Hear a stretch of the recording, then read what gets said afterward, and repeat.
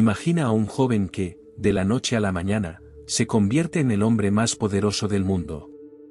Un imperio a sus pies, riquezas incalculables y la promesa de un reinado glorioso.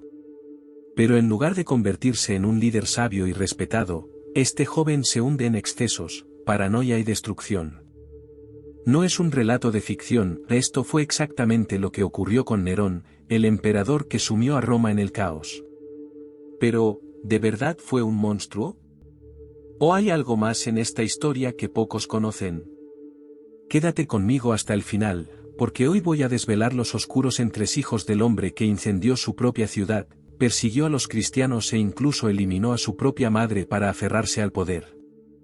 Y lo más inquietante, te darás cuenta de que muchas de estas dinámicas de poder siguen ocurriendo hoy en día, aunque con otras caras y otras formas.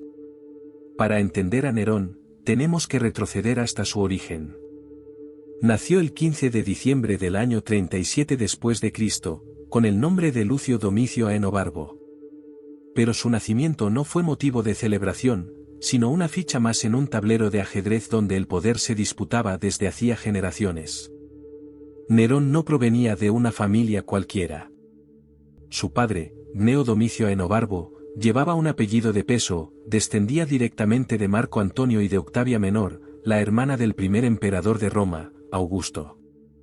Pero este linaje tenía un precio: traiciones, conspiraciones y una sed insaciable de poder. ¿Y cómo era el padre de Nerón? Bueno, digamos que no era precisamente un modelo de virtud. Acusado de traición, adulterio e incluso incesto, Gneo Domicio arrastraba una reputación más que turbia. Suetonio cuenta que solía decir que su hijo solo podía traer desgracia al mundo. Y no tardó mucho en quedar solo. Su padre murió cuando Nerón tenía apenas 2 años, dejándolo indefenso en un ambiente donde la debilidad significaba la muerte. Ahora, piensa por un momento, ¿cómo afectaría esto a un niño? Criado sin padre, rodeado de intrigas políticas y manipulaciones. No es difícil imaginar cómo Nerón creció viendo el poder como algo que debía conquistarse a cualquier precio. Pero había una pieza clave en este tablero. Si el padre de Nerón ya era problemático, su madre lo era aún más. Agripina la Menor no era una mujer cualquiera. Hija del gran general germánico y hermana del temido emperador Calígula, era ambiciosa e implacable. No veía a su hijo como un niño, sino como una herramienta fundamental para su propio destino. No solo educó a Nerón para ser emperador, sino que lo moldeó, lo manipuló y se aseguró de que subiera al trono, aunque eso significara eliminar a cualquiera que se interpusiera en su camino. Y así, un joven de apenas 16 años se convirtió en el amo absoluto de Roma. Pero, ¿qué pasa cuando un muchacho inseguro, criado bajo la sombra de su madre y rodeado de enemigos, recibe un poder absoluto? Bueno, aquí es donde la tragedia realmente comienza. Si hay algo que nunca cambia, es la eterna lucha por el poder. ¿Quién controla a quién? ¿Quién mueve las piezas en las sombras? En el caso de Nerón, la respuesta era evidente: su madre, Agripina. Esta no era una mujer común. Era astuta, despiadada y sabía jugar el peligroso juego político de Roma mejor que muchos senadores veteranos. Y tenía un único objetivo: poner a su hijo en el trono y asegurarse de que se quedara allí. Pero, como en cualquier historia de poder, esto tendría un precio. Agripina no era solo la hermana del emperador Calígula, era una pieza clave en la maquinaria que sostenía el poder de la familia imperial en Roma. Al principio, ella y sus hermanas fueron tratadas como nobles de prestigio, rodeadas de lujos y privilegios. Pero este imperio de apariencias empezó a desmoronarse cuando Drusila, la hermana favorita de Calígula, murió inesperadamente. El emperador quedó devastado, sumido en el luto, y a partir de ahí, su relación con Agripina y su otra hermana, Lila, comenzó a deteriorarse. Y aquí hay un detalle clave: cuando un hombre en el poder empieza a ver a su propia familia como una amenaza, la paranoia se instala. Así fue como, en el año 39 después de Cristo, Agripina, Lila y Marco Emilio Lépido, el viudo de Drusila, se vieron envueltos en una conspiración para asesinar a Calígula. La llamada conspiración de las 3 dagas tenía un objetivo claro: derrocar a Calígula y poner a Lépido en su lugar. Pero el plan fracasó. ¿Qué pasa cuando alguien traiciona a un emperador inestable como Calígula? La respuesta es brutal. Lépido fue ejecutado. Agripina y Lila fueron enviadas al exilio. Este fue el primer gran golpe en la vida de Nerón. Con su padre muerto y su madre desterrada, el joven heredero vio cómo su herencia era arrebatada por el propio Calígula. Fue enviado a vivir con su tía, sin saber que, en pocos años, el tablero del poder volvería a cambiar. Y cambió.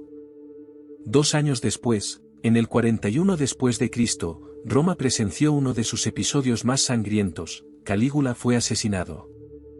La Guardia Pretoriana, harta de su gobierno tiránico e impredecible, no solo eliminó al emperador, sino que aniquiló a toda su familia. Lo que pocos esperaban era que, de este caos, emergiera un nuevo emperador, Claudio, el tío de Calígula.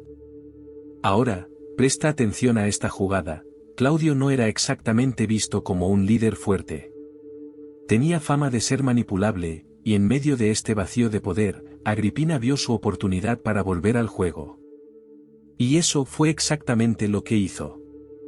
Claudio, ya sea por compasión o estrategia, permitió que Agripina regresara del exilio. Ahora podía estar junto a su hijo Nerón, y eso significaba una cosa: volvería a luchar para asegurar el futuro de su niño. Pero si crees que aquí terminan las intrigas, espera a ver lo que Agripina hizo para convertir a su hijo en el hombre más poderoso de Roma. Porque ella no solo puso a Nerón en el trono, sino que se aseguró de que el propio emperador Claudio cayera en el proceso. Y esta parte de la historia es simplemente increíble.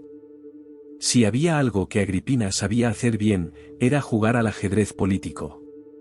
Cada movimiento estaba calculado, cada pieza del tablero posicionada con precisión quirúrgica. Y ahora, con el destino de Nerón en sus manos, sabía que no podía permitirse errores. Después de años lejos del centro del poder, necesitaba un camino de regreso. Y ese camino llegó en forma de matrimonio.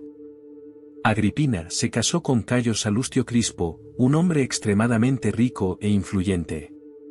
Para muchos, parecía un matrimonio por conveniencia, pero para ella era mucho más que eso: era un trampolín para su gran plan. Y entonces, de repente, Crispo murió. Las circunstancias de su muerte nunca fueron del todo claras. Algunos creían que había sido por causas naturales. Otros sospechaban que Agripina pudo haber acelerado el proceso. Después de todo, con su muerte, heredó una fortuna colosal, riqueza que ahora podía usar para financiar su regreso al epicentro del imperio. Y cuando el destino le abrió una nueva oportunidad, Agripina no dudó. En ese momento, el emperador Claudio estaba casado con Mesalina, una mujer cuya reputación era, como mínimo, controvertida. Mientras Claudio gobernaba, Mesalina tejía alianzas en las sombras, acumulaba enemigos, al final, terminó conspirando contra su propio esposo. ¿El resultado? Mesalina fue ejecutada. Y con esto, el trono de Roma se quedó sin emperatriz. Ahora, piensa conmigo: ¿quién era la mujer más poderosa, astuta y estratégica disponible para ocupar ese puesto? Agripina. La presión del Senado, y la persuasión calculada de Agripina, hicieron que Claudio tomara una decisión impensable: casarse con su propia sobrina. El matrimonio entre tío y sobrina era visto con desconfianza incluso para los estándares romanos. Pero, para Claudio, esta era la forma más sencilla de consolidar alianzas y mantener el poder. El problema era que, en ese momento, no imaginaba que estaba abriendo las puertas de su palacio a la mujer que destruiría su linaje. Agripina no estaba allí para ser simplemente una esposa. Sabía que su posición como emperatriz le daba un poder inmenso, pero su verdadero objetivo aún no se había cumplido: poner a Nerón en el trono. Para lograrlo, necesitaba 2 cosas: que Claudio adoptara a Nerón como hijo y heredero. Que el hijo legítimo de Claudio, británico, fuera completamente apartado del juego de sucesión. Agripina jugó sus cartas con precisión absoluta. convenció a Claudio de adoptar a Nerón, cambiando su nombre a Nerón Claudio César Druso Germánico, y se aseguró de que recibiera la mejor educación posible. Para ello, puso a su lado a nada menos que Séneca el Joven, uno de los mayores intelectuales de la época, como su tutor. Mientras Nerón era preparado para gobernar, Británico, el heredero legítimo, era sistemáticamente debilitado. Agripina se encargó de que el joven fuera aislado de su padre, privado de influencia, y sobre todo, apartado de las decisiones de poder. Y aquí es donde la trama alcanza un nuevo nivel de tensión. Con el tiempo, Claudio empezó a darse cuenta de que estaba siendo manipulado. Comprendió que su esposa no estaba interesada en él, sino en el poder que podía obtener a través de Nerón. Y fue entonces cuando cometió un error fatal. Claudio empezó a hablar abiertamente de su arrepentimiento. Decía que Nerón no debía ser emperador, que quizás había sido un error apartar a Británico. Y lo más peligroso de todo, comenzó a dar señales de que podría revertir su decisión. Para Agripina, esto era inaceptable. Había llegado demasiado lejos para perderlo todo. Y si Claudio era un obstáculo para la ascensión de Nerón, entonces Claudio debía ser eliminado. La siguiente jugada de Agripina sería la más audaz de todas. Pero, como veremos más adelante, fue en este momento cuando la historia de Roma tomó un giro que nadie podía prever. Roma tenía una regla no escrita: si quieres poder absoluto, tienes que estar dispuesto a matar por él. Y si la historia nos ha enseñado algo, es que aquellos que dudan terminan siendo víctimas antes de tener la oportunidad de convertirse en algo más. Claudio aprendió esta lección demasiado tarde. Después de años siendo manipulado por Agripina, el emperador finalmente comprendió el error que había cometido. Ya no veía a Nerón como su sucesor ideal. No, él quería un líder de verdad. Un emperador digno del nombre César. Y para Claudio, ¿quién encarnaba ese nombre? Británico, su hijo legítimo. Ahora, piensa conmigo, ¿qué pasa cuando un emperador empieza a favorecer a un hijo y a ignorar al otro? La respuesta es simple: firma su propia sentencia de muerte. Era el 13 de octubre del año 54 después de Cristo. La mesa estaba servida. El vino, abundante. Entre risas y brindis, Claudio no tenía ni idea de que esa sería su última cena. Los relatos difieren sobre lo que ocurrió exactamente, pero hay algo en lo que todos coinciden: Claudio fue envenenado. Los hongos servidos al emperador contenían un veneno letal. Suetonio relata que, al principio, Claudio sintió solo una leve incomodidad, pero pronto su cuerpo empezó a colapsar. Su respiración se volvió pesada, sus ojos se pusieron en blanco, y en cuestión de minutos, estaba al borde de la muerte. Agripina, siempre precavida, no quiso correr riesgos. Cuando vio que el veneno no había surtido efecto inmediato, ordenó al médico imperial que introdujera una pluma impregnada de veneno directamente en la garganta de Claudio, con el pretexto de ayudarlo a vomitar. ¿El resultado? Claudio estaba muerto antes del amanecer. El camino estaba libre. Y Roma tenía un nuevo emperador. A la mañana siguiente, Nerón fue proclamado emperador con solo 16 años. La población de Roma, aún sin conocer la verdad sobre la muerte de Claudio, recibió al joven con entusiasmo. Lo veían como un soplo de aire fresco tras un gobierno considerado inestable. Pero había un problema: Nerón aún no era el verdadero gobernante.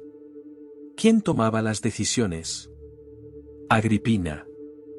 Durante los primeros años, el joven emperador no era más que una marioneta en manos de su madre, de Séneca y del prefecto de la Guardia Pretoriana. El Senado, antes marginado, volvía a recuperar influencia. Pero Nerón tenía sus propias ambiciones. Y, en poco tiempo, se dio cuenta de que no quería compartir el poder con nadie, y mucho menos con la mujer que había planeado todo para él. ¿Qué pasa cuando una madre se convierte en una sombra insoportable para su hijo? Al principio, Nerón intentó complacerla. Pero, con los años, comenzó a sentir el peso asfixiante de la presencia de Agripina. La tensión entre los dos alcanzó su punto máximo cuando Nerón se involucró con una exesclava. Para Agripina, esto era inaceptable, ella quería control total sobre su hijo, incluida su vida personal. Fue en ese momento cuando el juego cambió. Agripina comenzó a volverse contra su propio hijo, presionándolo para que Británico fuera reconocido como el heredero legítimo. Ahora, Nerón sabía que tenía que actuar antes de que Agripina lo removiera del trono, tal como había hecho con Claudio. Y no dudó. El asesinato de Británico 12 de febrero del 55 después de Cristo. Británico acababa de cumplir 14 años, al día siguiente, sería oficialmente declarado adulto ante el Senado. Eso significaba solo una cosa: su derecho al trono se fortalecería. Nerón no podía permitirlo. Esa noche, durante un banquete imperial, Británico recibió una copa de vino. Era solo un sorbo. Nada más que eso.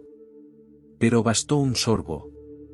Tal como su padre, Claudio, Británico comenzó a sentir los efectos del veneno. Su cuerpo convulsionó, sus ojos se desorbitaron, y en pocos instantes, estaba muerto frente a todos. ¿La explicación oficial? Ataque epiléptico. ¿La verdad?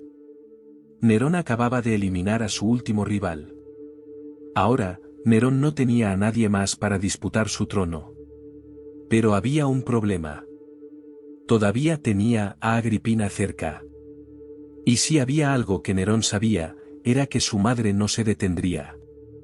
Lo que hizo a continuación cambió la historia de Roma para siempre.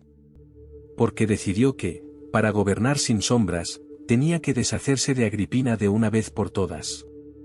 Pero esta es una historia que supera cualquier imaginación. La madre que no podía morir. Nerón siempre supo que su madre era una jugadora peligrosa en el tablero del poder. Pero, a diferencia de los otros enemigos a los que había enfrentado, Agripina no era alguien a quien simplemente pudiera desterrar. Tenía que ser eliminada. Y cuando un hijo decide matar a su propia madre, sabes que las cosas han llegado a un punto sin retorno. ¿El problema? Agripina era más difícil de matar de lo que Nerón imaginaba. El primer intento falido. Agripina ya no vivía en el palacio, pero seguía siendo una presencia incómoda. Sabía demasiado. Tenía influencia. Y lo peor de todo, conocía el lado más oscuro de su propio hijo. El conflicto entre los dos alcanzó su punto máximo cuando Agripina descubrió el romance secreto de Nerón con Popea Sabina, una mujer casada con Otón, uno de los amigos más cercanos del emperador. Fue la gota que colmó el vaso. Si Agripina revelaba esta información, la reputación de Nerón se desmoronaría. El divorcio de Octavia y el matrimonio con Popea serían imposibles mientras Agripina siguiera viva. Nerón tomó entonces una decisión definitiva. Agripina tenía que morir. Pero, ¿cómo asesinar a una mujer tan poderosa sin levantar sospechas? Nerón ideó un plan perfecto: un accidente en alta mar. Un barco sería diseñado para hundirse tan pronto como Agripina subiera a bordo. Sin testigos. Sin sangre en el palacio. La muerte perfecta. Pero había un problema. Agripina no era una mujer fácil de matar. La trampa en el mar. La noche fatídica, mientras navegaba tranquilamente, notó algo extraño. De repente, el techo de plomo del barco se derrumbó sobre ella. Pero el destino parecía tener otros planes. Agripina sobrevivió. La tripulación, desesperada al ver que el plan fallaba, intentó hundir el barco a la fuerza. Pero, con un último golpe de suerte, Agripina logró nadar hasta la costa. Fue recibida por una multitud que no tenía idea de la tentativa de asesinato. Estaba viva. Y Nerón sabía que ahora no había vuelta atrás. El golpe final. La noticia de que Agripina había sobrevivido llegó a Nerón como un puñetazo. Si ella no tenía pruebas antes, ahora tenía la certeza de que su propio hijo había intentado matarla. Y si hay una regla en el juego del poder, es esta. Si fallas en eliminar a tu enemigo, él volverá para destruirte. Nerón no podía dejar que eso sucediera. Esta vez, no confió en trampas elaboradas. Simplemente envió 3 asesinos para solucionar el problema de una vez por todas. Agripina estaba en su residencia cuando los hombres llegaron. Y, según los relatos, miró a los ojos de sus asesinos y dijo fríamente: si han venido a matarme, apunten aquí, al vientre que engendró a este monstruo. Y entonces, fue asesinada a sangre fría. El hijo había matado a la madre.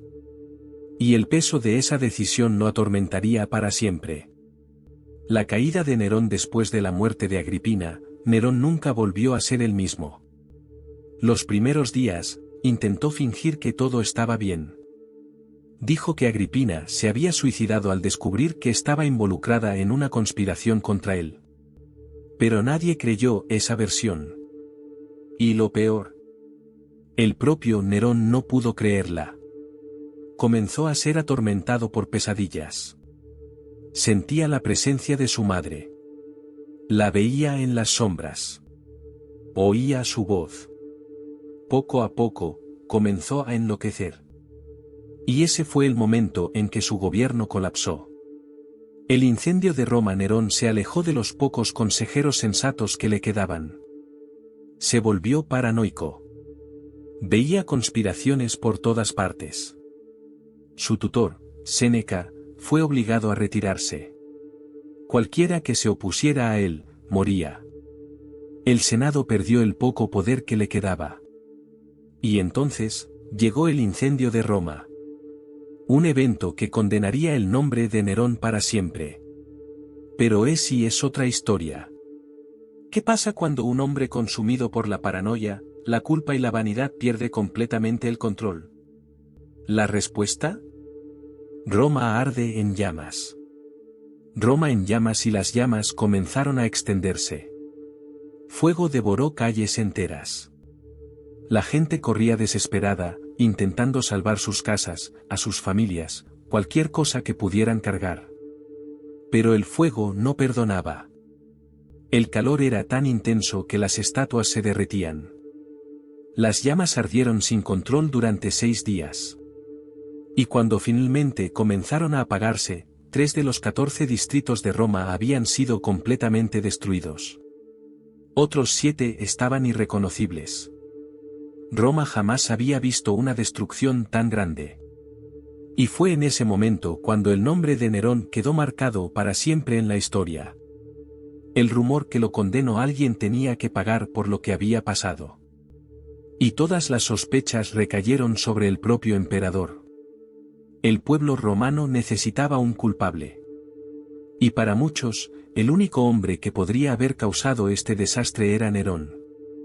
Los rumores comenzaron a extenderse. Nerón habría ordenado el incendio para despejar espacio para su nuevo palacio colosal, la Domus Aurea. Mientras Roma ardía, Nerón habría observado desde un balcón, tocando la lira y recitando versos sobre la destrucción de Troya. Quería borrar la Roma antigua para construir una nueva, una ciudad con su nombre. Nerón lo negó todo. Pero, en ese momento, poco importaba si era culpable o no. El pueblo necesitaba un chivo expiatorio. Y Nerón les dio uno. La persecución a los cristianos. Si antes los cristianos ya eran vistos con desconfianza, ahora se convirtieron en los blancos perfectos. Nerón los acusó de haber provocado el incendio. Y esta acusación marcó el inicio de una de las persecuciones más brutales de la historia. Miles de cristianos fueron encarcelados. Cientos fueron torturados. Muchos fueron quemados vivos, utilizados como antorchas humanas en los jardines del emperador. El pueblo miraba horrorizado. Pero el mensaje era claro: cualquiera que desafiara a Nerón, terminaría como ellos. El asesinato de Popea Sabina, pero el tiro le salió por la culata. En vez de recuperar la confianza de Roma, Nerón solo consiguió ser aún más odiado. Y cuando el polvo se asentó, necesitaba algo para distraer a la población. Fue así como cometió otro acto que lo llevó aún más profundo en la locura.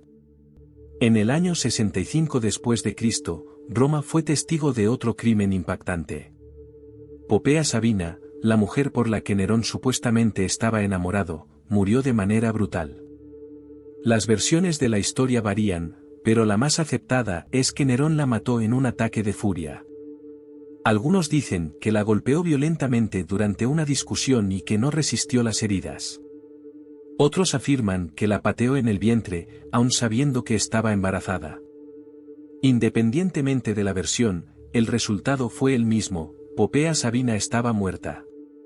Y lo que Nerón hizo después fue aún más perturbador. La boda más macabra de Roma 2 años después, en el 67 después de Cristo, Nerón se casó con un joven llamado Esporo. ¿El detalle más inquietante? Esporo se parecía increíblemente a Popea. Impulsado por el luto o por una obsesión enfermiza, Nerón mandó castrar al joven y organizó una ceremonia de boda. Desde ese día, trató a Esporo como si fuera la reencarnación de su esposa muerta. Este era el nivel de locura al que había llegado Nerón. Para Roma, ya no era un emperador. Era un tirano. Un monstruo. Y la ciudad empezaba a darse cuenta de que tenía que deshacerse de él. ¿El problema? Nerón no estaba dispuesto a caer sin luchar. El principio del fin. Lo que sucede a continuación es el inicio del final de este emperador maldito. Y no vas a creer cómo termina esta historia. El destino no perdona a los que abusan del poder. Para Nerón, el juego había terminado. Cuando un emperador pierde el control sobre su propio imperio, no hay escapatoria. Roma, que una vez lo aclamó, ahora lo despreciaba. El Senado lo veía como un tirano. El ejército, como un lastre. El pueblo, como un loco peligroso. Y lo peor, sus propios aliados comenzaron a traicionarlo. El emperador que construyó palacios lujosos, que ordenó ejecuciones sin titubeos, que persiguió enemigos y amigos sin distinción, ahora estaba completamente solo. Y la única cosa que lo esperaba era el final. La rebelión contra Nerón en marzo del 68 después de Cristo, la paciencia de Roma con Nerón llegó a su límite. El gobernador Cayo Julio Vindex, indignado por las políticas abusivas del emperador, levantó sus tropas y declaró la guerra contra Nerón. La respuesta fue rápida. Las fuerzas leales a Nerón aplastaron a los rebeldes. Vindex fue derrotado. Pero lo que Nerón no imaginaba era que esto era solo el principio. Aquí está traducado para o español, mantendo a organizacao 2 parágrafos e a intensidad de narrativa la traición final, pero algo había cambiado. El problema ya no era solo un gobernador rebelde. Era el clima general de revuelta. El descontento se extendía por todas las provincias. Y lo peor, los propios generales comenzaron a cuestionar su lealtad al emperador. Fue entonces cuando Servio Sulpicio Galbe, gobernador de Hispania, hizo algo impensable: se proclamó emperador.